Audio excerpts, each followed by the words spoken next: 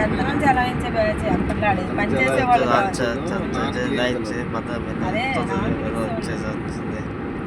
పని ఉండదుగా, క్లాసులు కూడా చెప్పరు.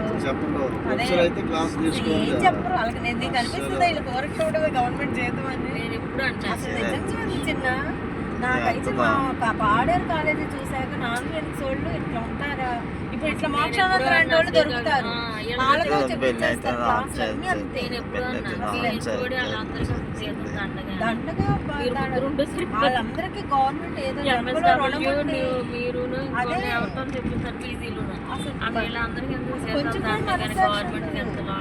మాకు ఇంకా ఇక్కడ కొంచెం చేసేది SPM వాళ్ళే వెళ్తారు పాపం ఫ్యాకల్టీ. అదే ఫ్యామిలీ అడాప్షన్ ప్రోగ్రామ్ మీకు వెళ్ళట్లేదా? అదే వెళ్తారు కాస్త. అవిను ఇప్పుడు క్యాన్సర్ అవన్నీ పెట్టారుగా మోక్షాన్ని, వాటికి వెళ్తున్నారు. వాటికి కాస్త పని పెట్టారులే. అదే అండి ఎపిడమియాలజీ వాళ్ళ మీద పడ్డారు కాస్త, కానీ మిగతా వాళ్ళకి ఏం పని ఉండదు. ఫిజియాలజీ, ఫార్మకాలజీ ఇవన్నీ బెస్ట్ బ్రాంచ్లు అనమాట.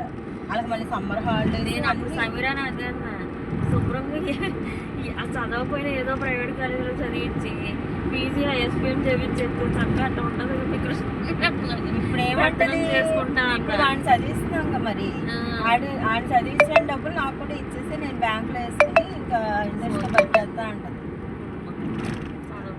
అది కష్టపడదు అంటే అది ఒకసారి రిగ్రెట్ అవుతుంది. ఒక ఏజ్ నేను రాంగ్ గా పోయాను అన్న విషయం రియలైజ్ అయింది. ఇప్పుడు అయింది కానీ ఇప్పుడు జాహ్నవిని చూసి అనుకోదు.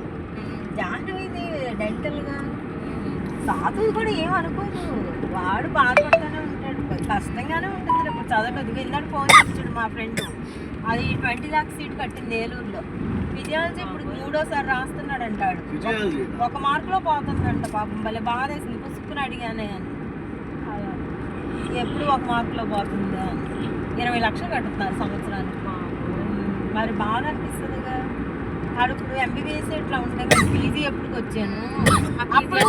ఇప్పుడు ఆ డబ్బులు బ్యాంకులో వేస్తే బిజినెస్ ఏదో ఒకటి చేసుకుని బతకలేడా, 1 కోటి రూపాయలు.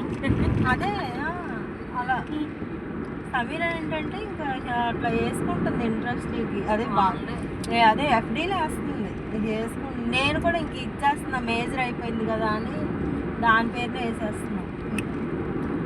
ఏదో ఒకటి చేసుకుంటాం. వాటి తాగునానే వాళ్ళ ఫ్రెండ్స్ ఒక్కొక్కరు ఒక రకంగా ఉన్నారులే. కొంతమంది సక్సెస్